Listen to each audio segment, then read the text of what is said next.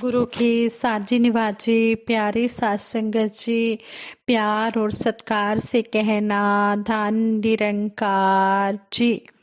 मैनू है आस तेरी, तू आसरा है मेरा, तेरी याद विच ही बीते हर सांझ ते सवेरा। सतगुरु माता जी, आप जी का हर पल शुक्राना करते हैं।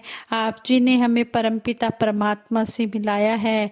अब यही आप जी के चरणों में अरदास है कि आप जी हमारा सहारा हो, आप जी हमारा आसरा हो। हमें हमेशा अपने चरणों से लगा कर रखना। कोई भी पल ऐसा ना आए कि जिस पल हम आप जी को भूल जाएं। हे सच्चे पातशाह, अपनी कृपा दृष्टि हम सब पर बना कर रखना। आप जी का आशीर्वाद लेते हुए दासी सात संगत माँ के चरणों में ये अपने मन के भाव रखने जा रहे हैं। संगत माँ ये मन के भाव प्रवान करे, अगर कोई गलती हो जाए तो क्षमा करें। सात संगत जी कहते हैं, किसी संत के पास एक युवक ज्ञान लेने पहुंचा। विद्या हासिल करने के बाद उसने गुरु को दक्षिणा देनी चाहिए। गुरु ने कहा, मुझे दक्षिणा के रूप में ऐसी चीज लाकर दो जो बिल्कुल व्यर्थ हो। शिष्य गुरु के लिए व्यर्थ की चीज की खोज में निकल पड़ा। उसने मिट्टी की तरफ हाथ बढ़ाया तो मिट्टी बोल पड़ी, क्या तुम्हें पता नहीं है कि इस दुनिया का सारा वैभव मेरे ही गर्भ से प्रकट होता है। ये अनेकों प्रकार की वनस्पतियां, ये रूप, ये रस और गंध सब कहाँ से आते हैं। यह सुन शिष्य आगे बढ़ गया। थोड़ी दूर जाकर उसे एक पत्थर मिला। शिष्य ने सोचा, क्यों ना इस बेकार से पत्थर को ही ले चलूं।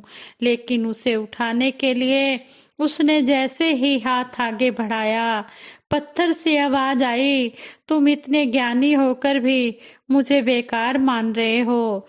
जरा बताओ, आप अपने भवन किससे बनाते हो? तुम्हारे मंदिरों में किसे घड़कर देव प्रतिमाएं स्थापित की जाती हैं? मेरे इतने उपयोग के बाद भी तुम मुझे व्यर्थ मान रहे हो। यह सुनकर शिष्य ने फिर अपना हाथ पीछे खींच लिया। अब वह शिष्य सोचने लगा, जब मिट्टी और पत्थर तक इतने उपयोगी हैं तो फिर व्यर्थ क्या हो सकता है। तभी उसके मन से आवाज आई। उसने ध्यान से सुना। आवाज कह रही थी, संसार की हर वस्तु अपने आप में उपयोगी होती है। हर वस्तु की कीमत होती है। वास्तव में व्यर्थ और तुच्छ तो वह है जो दूसरों को व्यर्थ और तुच्छ समझता है। व्यक्ति का अहंकार एकमात्र ऐसा तत्व है जिसका कहीं कोई उपयोग नहीं होता। यह सुनकर शिष्य गुरु के पास आकर बोला, गुरुवर, आपको अपना अहंकार गुरु दक्षिणा में देता हूँ। मैं आपको अपना अहंकार गुरु दक्षिणा में देता हूँ। यह सुनकर गुरु बहुत खुश हो गए। हम पूर्ण हरदेव बानी में भी सतगुरु बाबा हरदेव सिंह जी महाराज समझाते हैं कि ज्ञानी होने का भी मन में आए ना अभिमान कभी। जहाँ अभिमान होता है वहाँ न ठहर पाता ज्ञान कभी। ये ज्ञान भी तभी मन में टिकता है जब अहंकार निकल जाता है। जहाँ अहंकार होता है वहाँ निरंकार नहीं होता। जहाँ निरंकार होता है वहाँ फिर अहंकार नहीं होता। इस तरह हमें अहंकार के ऊपर आधारित ये स्टोरी हमें बताई गई है। हमने इससे यही सीख लेनी है कि अगर हमने अहंकार करना है तो अपने सतगुरु निरंकार का करना है। हमने इन दुनियावी चीजों का, किसी चीज का भी अहंकार नहीं करना है। मेरा, मुझ में कुछ नहीं, जो कुछ है सो तेरा, तेरा तुझको सौंपते क्या लागे है मेरा। हमारा कुछ भी नहीं है।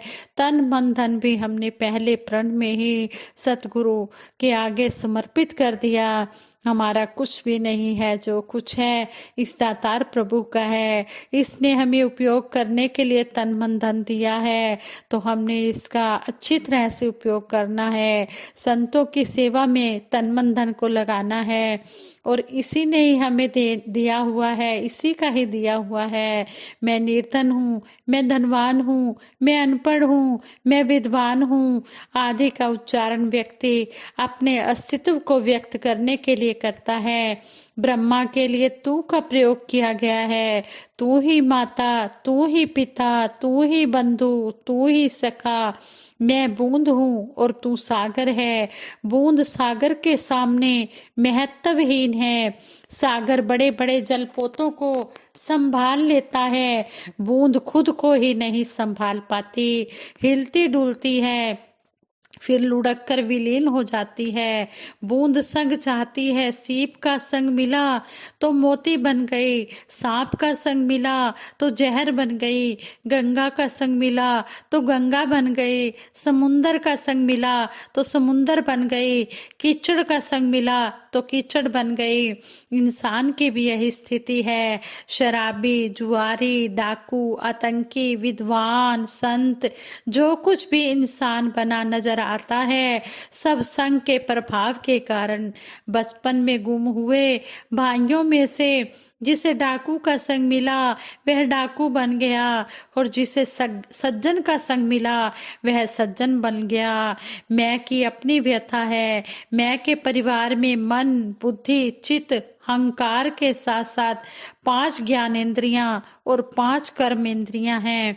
शरीर रूपी घर में इन सभी का डेरा है। शरीर जो चलता तो आत्मा की चेतन शक्ति से है, लेकिन मन इसका सम्राट बना बैठा होता है।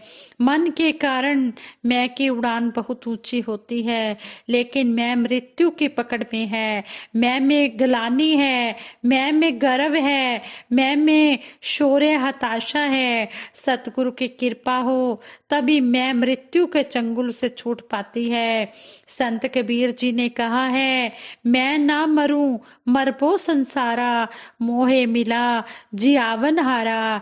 जीवन देने वाला सतगुरु मिल गया, इसलिए मैं अब मरूंगा नहीं। यह हैरानी की बात है, क्योंकि मृत्यु लोक में आकर भला कोई ना मरे, यह कैसे हो सकता है। राम गयो रावण गयो, जाको बहु परिवार, कुछ भी स्थिर नहीं है, सब मृत्यु की गोद में है।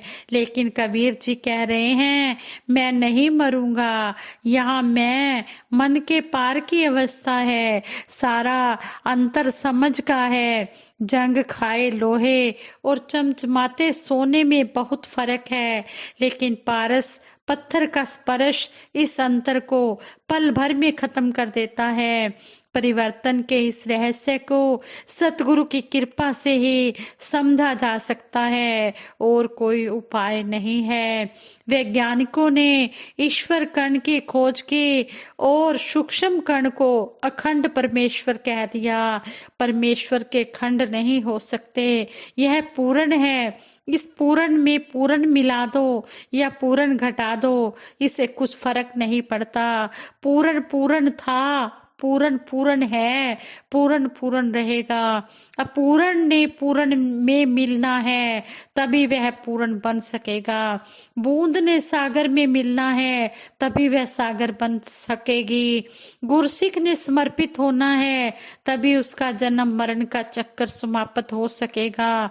मैं को तू में विलीन होना होगा, तभी बात बनेगी, वरना मैं कायम रहेगी और जीवन तू मैं बनकर रह जाएगा। तर्क वितर्क कृतर्क करते ही उम्र चली जाएगी, बात फिर भी नहीं बनेगी। बात तो हमारे हाँ करने भर की है। सतगुरु तो इस मैं को तू में विलीन करने के लिए हमेशा तैयार है। नदी के 2 किनारे हैं, हम जिस पार हैं वह हमारे लिए इस पार में है। धारा पार करके उस पार जा खड़े हुए तो उस पार ही इस पार में बदल गया। मैं और तू, जीव और ब्रह्म भी इस पार और उस पार का ब्रह्म मात्र है। लेकिन जो सतगुरु की नाव पर ना बैठ सका, जो इस पार से उस पार ना जा सका, जो मैं को तू के हवाले ना कर सका, उसका जीवन व्यर्थ चला गया समझो। उसके लिए माया मिली ना राम वाली अवस्था चिरकाल तक बनी रहती है। सतगुरु को सारा संसार देखता है, लेकिन इन्हें असलियत में वही देखता है जो नजर रखता है, जो दृष्टि रखता है। चीनी या जापानी भाषा में लिखी भाषा को हिंदी या अंग्रेजी का विद्वान भी नहीं जान समझ पाएगा।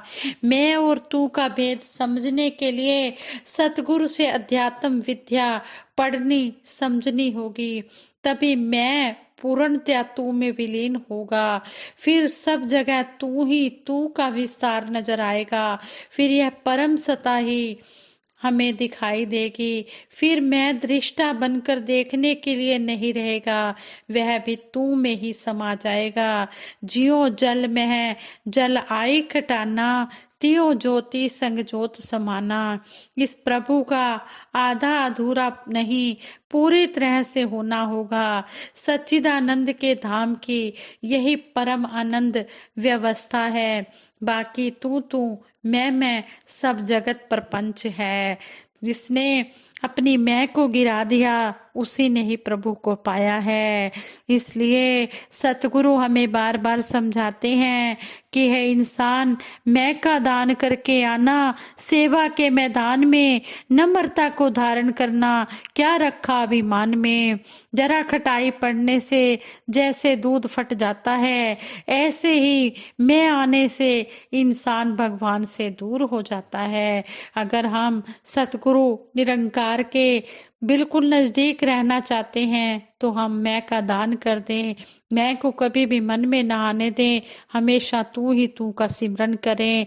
जिस तरह हमें सतगुरु ने मूल मंत्र भी दिया है, तू ही निरंकार मैं तेरी शरण हाँ, मैनू बख्श लो। तू ही निरंकार मैं तेरी शरण हाँ, मैनू बख्श लो।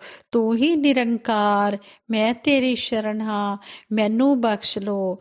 जब संत महात्मा तू के सागर में गोते लगाते हैं तो वो तू में ही विलीन हो जाते हैं, फिर मैं का तो कोई सवाल ही नहीं आता। इसलिए हम तू करता तू भया, मुझ में रही न हूँ, आका पर का मिट गया जित देखूं तित तू। कहते हैं कि जब ये मैं मिट जाती है, फिर हर जगह परमपिता परमात्मा ही नजर आता है। फिर अपने पराये का भेद सब खत्म हो जाता है, फिर सब अपने लगने लग जाते हैं। फिर कोई पराया नहीं, कोई बेगाना नहीं, सारा संसार अपना परिवार लगने लग जाता है। इसलिए सतगुरु के चरणों में हर पल यही मांग हम सब मांगते हैं। हे दातार सच्चे पातशाह, जिस तरह आप जी हमें समझा रहे हैं, हम इन शिक्षाओं को कर्म रूप में ढालते हुए अपना जीवन व्यतीत करें। हम यूं ही अपना ये जीवन न गवाएं। कहते हैं कि बोला दे नक्शियां ते, अमला दा रंग भर दे, जीवन गुजारा तेरे संता तो डरते डरते। कहने का भाव यही है कि अमल करने से ही बात बनेगी।